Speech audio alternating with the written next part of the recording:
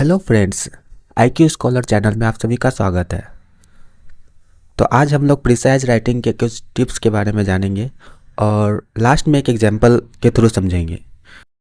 और ये सिर्फ प्रिसाइज राइटिंग लिखने में ही काम नहीं आएगा, ये आपको नोटिंग, ड्राफ्टिंग, ये सब में आपको मदद करेगा। तो इस टिप्स को जानना बहुत ही ज़रूरी है। तो सबसे पहले जानते हैं कि प्रिसाइज राइटिंग होता क्या है। प्रिसाइज राइटिंग का मतलब होता है कम शब्दों में बड़ी बात को कैसे लिखें। तो आपका लिखा हुआ कोई भी कंटेंट परफेक्ट तभी होता है जब वो प्रिसाइज और क्लियर हो। लेकिन क्या आप जानते हैं कि कम शब्दों में पावरफुल राइटिंग कैसे लिखा जाता है? आज के इस वीडियो में हम जानेंगे प्रिसाइज राइटिंग के बेस्ट टिप्स जो आपके एग्जाम्स और प्रोफेशनल लाइफ दोनों में काम आएंगे। और लास्ट में हम लोग एक एग्जाम्पल के थ्रू भी समझेंगे। ठीक है। फर्स्ट टिप है लॉन्ग सेंटेंसेस को शॉर्ट कैसे करें। अगर आपके सेंटेंसेस अननेसेसरी लंबे हैं तो उन्हें शॉर्ट और मीनिंगफुल बनाने की कोशिश करें। एग्जाम्पल देखिए। पहला एग्जाम्पल देखते हैं। The reason why he failed the exam is because he did not study properly. ये तो बहुत लंबा सेंटेंस हो गया, तो इसको शॉर्ट बनाते हैं। वही बात को हम लोग छोटे शब्द में कैसे लिखेंगे, तो इसको सिंपली हम लोग इस तरह लिख सकते हैं, he failed because he didn't study. ठीक है। टिप नंबर 2 देखते हैं। एक्स्ट्रा वर्ड हटाना है हम लोग को। मतलब कि अक्सर हम ऐसे शब्द लिख देते हैं जो बिना किसी मतलब के होते हैं। जैसे in my personal opinion I think this is wrong. तो इसको जो इसमें आप देख रहे हैं इसमें एक्स्ट्रा वर्ड्स है, तो इसको कैसे हटाएंगे? तो इसको सिंपली हम लोग इस तरह लिख सकते हैं, वही चीज़ को जैसे कि वहाँ दिया हुआ है in my personal opinion I think this is wrong. इसको सिंपली इस तरह हम लोग लिख सकते हैं, I think this is wrong. तो सीधा मतलब है कि पर्सनल ओपिनियन लिखने की ज़रूरत नहीं है, क्योंकि ओपिनियन हमेशा पर्सनल ही होती है। थर्ड टिप है एक्टिव वॉइस को यूज़ करना। जैसे कि यहाँ देख सकते हैं आप, एक्टिव वॉइस सेंटेंसेस हमेशा शॉर्ट और इम्पैक्टफुल होते हैं। एग्जाम्पल के थ्रू समझते हैं। जैसे यहाँ पे दिया हुआ है the meeting was attended by all the employees. तो इसको किस तरह लिख सकते हैं, all employees attended the meeting. मतलब कम शब्दों में ज़्यादा क्लैरिटी। फोर्थ टिप देखते हैं। तो फोर्थ टिप हमारा ये है कि ज़्यादा टेक्निकल वर्ड अवॉइड करना है। सिंपल लैंग्वेज सबको समझ आती है, कॉम्प्लिकेटेड वर्ड का शो ऑफ मत करो। जैसे यहाँ पे देखो कॉम्प्लिकेटेड वर्ड है दिया हुआ, जैसे ही एलुसिडेटेड द प्रोसेस। तो इसको एकदम सिंपल वर्ड में लिखना है हम लोग को, ज़्यादा कॉम्प्लिकेटेड नहीं करना, शो ऑफ नहीं दिखाना है हम लोग को। तो इसको सिंपली किस तरह लिख सकते हैं, ही एक्सप्लेन द प्रोसेस। इससे क्या होगा कि सिंपल रखने से क्या होगा कि ज़्यादा लोग को समझ में आएगा आपका बात। ठीक है।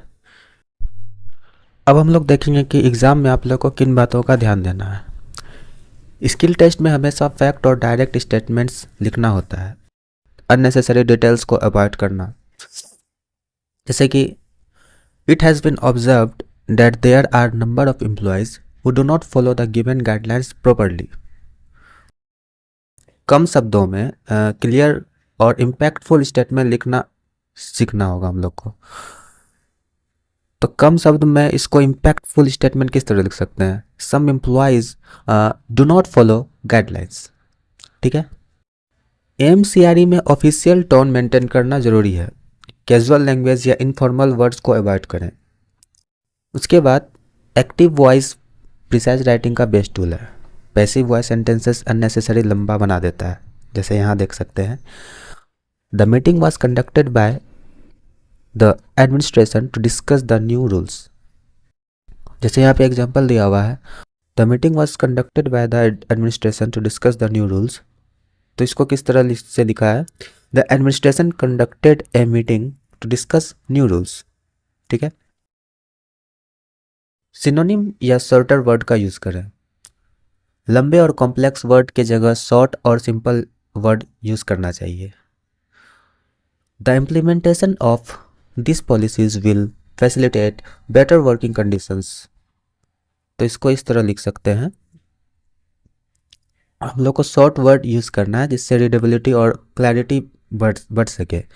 तो वही चीज़ को हम लोग इस तरह लिख सकते हैं, this policies will improve working conditions. Next है एक्स्ट्रा वर्ड हटाने से राइटिंग शार्प और टू द पॉइंट होती है। यहाँ पे एग्जांपल देखिए, each and every employee must comply with the given instructions. तो इसमें एक्स्ट्रा वर्ड है ना, तो हम लोग एक्स्ट्रा वर्ड को हटा देंगे। Every employee must comply with the instructions. ऐसे एक्स्ट्रा वर्ड्स एलिमिनेट करें जो अननेसेसरी है। एब्रिविएशंस और फुल फॉर्म का सही यूज़ करें। गवर्नमेंट एग्जाम्स और ऑफिशियल डॉक्यूमेंट्स में एब्रिविएशंस और फुल फॉर्म का सही यूज़ ज़रूरी है। For example, general financial rules 2017 are applicable in all government departments, GFR 2017। तो इसको डायरेक्टली हम लोग इस तरह से लिख सकते हैं, GFR 2017 applies to all government departments. Full form सिर्फ फर्स्ट टाइम लिखें, उसके बाद एब्रिविएशन का ही यूज़ करना है। अगर आपके पैसेज में नंबर्स या इंपॉर्टेंट डाटा है तो उसको शॉर्ट और डायरेक्ट कैसे लिखना है।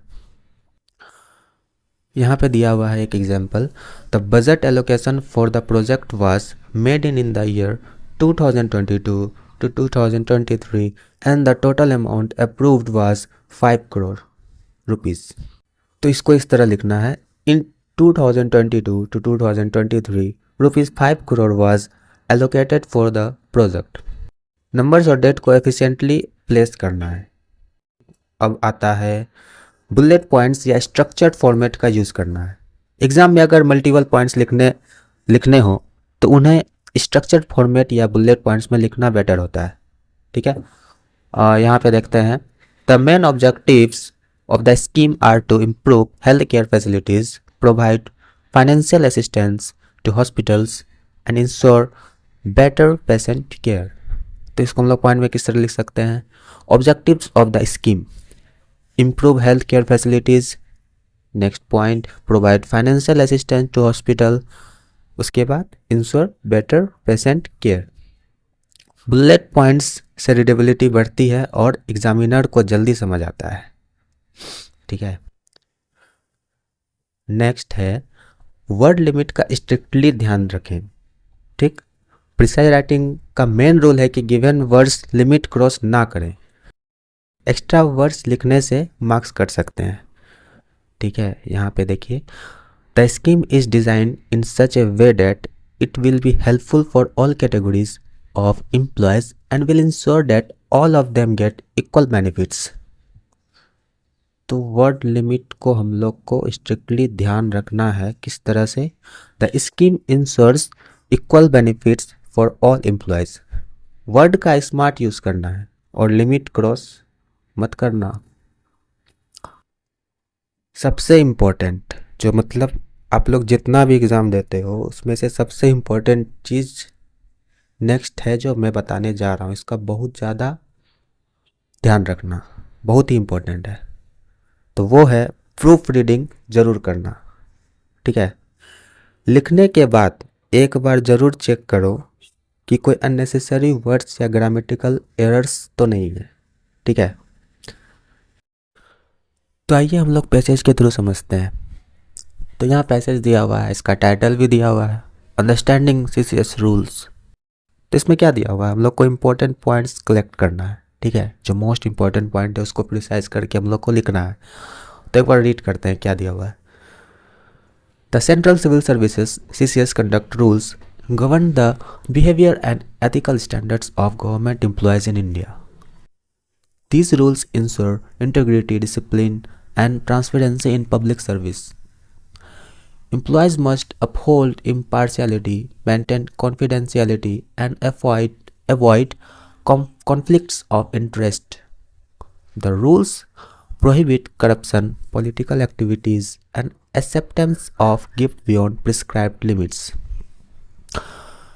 Government servants are also expected to behave courteously with the public and avoid actions that harm the reputation of the service. Violations of these rules can result in disciplinary action, including suspension or dismissal. By adhering to these guidelines, civil servants contribute to a fair and efficient administration, strengthening public trust in governance. अब इसको हम लोग को short करके लिखना है। तो एक हम लोग टाइटल क्रिएट करेंगे, ऊपर जो दिया हुआ है पैसे उसी में से कुछ हम लोग को उसी में से हम लोग कुछ देखते हैं, कुछ निकालते हैं। These rules ensure integrity, discipline and transparency in public। चलो एक हम लोग इंटेग्रिटी को ही निकाल लेते हैं, तो इससे हम लोग एक टाइटल बनाएंगे। ठीक है, देखो कैसे बनाते हैं। Upholding integrity through CCS conduct rules. ठीक है, आप लोग इसमें ईयर भी मेंशन कर सकते हैं, जैसे कि CCS कंडक्ट रूल्स का ईयर क्या है, 1964। ठीक है, तो आप लोग चाहो तो इसमें ईयर यूज़ कर सकते हो, क्योंकि पैसेज में दिया हुआ नहीं है तो हम लोग फिर एक्स्ट्रा चीज़ क्यों ऐड करें। ठीक है, तो ऐसे ही रहने देते हैं। आप लोग ऑलरेडी इसके बारे में जानते होंगे, आप लोग ने बहुत पढ़ा है, तो इसमें ज़्यादा कुछ बताने के लिए है नहीं। ठीक है, आप लोग बिना पैसेज को देखे भी अपने मर्जी से लिख सकते हैं, लेकिन हम लोग को कुछ पॉइंट्स पैसेज से भी उठाना है। ठीक है, तो चलिए हम लोग तो रीड कर लिए हैं, इसमें से मेन पॉइंट हम कुछ कलेक्ट किए हैं, तो इसको इस तरह लिख सकते हैं। The CCS conduct rules ensure ethical behaviour among government employees, promoting integrity and discipline. They prohibit corruption, political involvement, and misconduct while emphasizing impartiality and public service. Violations can lead to strict penalties. Adherence to these rules strengthens governance and public trust. तो दोस्तों, अगर आप MCRE skill test के लिए precise writing improve करना चाहते हैं तो ये टिप्स बहुत ही ज़्यादा हेल्पफुल रहेगा आपके लिए। ठीक है, इसको ज़रूर फॉलो करें। क्लियर, स्ट्रक्चर्ड और एरर फ्री राइटिंग ही आपको हाई मार्क्स दिला सकता है। अगर आपको ये वीडियो हेल्पफुल लगी है तो लाइक तो आप लोग करते नहीं हैं, तो कर दीजिएगा। ठीक है, और चैनल को सब्सक्राइब कर दीजिएगा। ठीक है, वो भी हो जाएगा आपसे।